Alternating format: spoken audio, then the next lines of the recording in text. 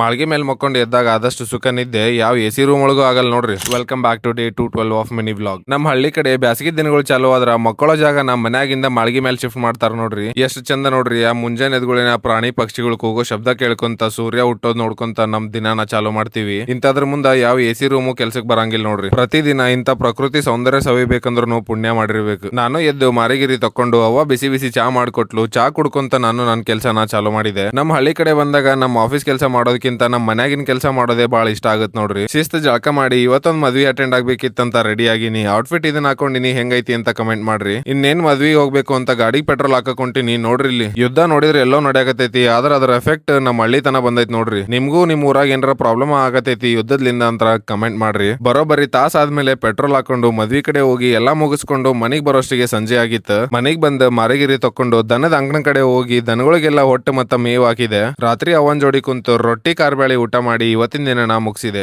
ಮತ್ತೆ ಮುಂದಿನ ವಿಡಿಯೋದಾಗ ಸಿಗ್ತೀನಿ. ಪೀಸ್.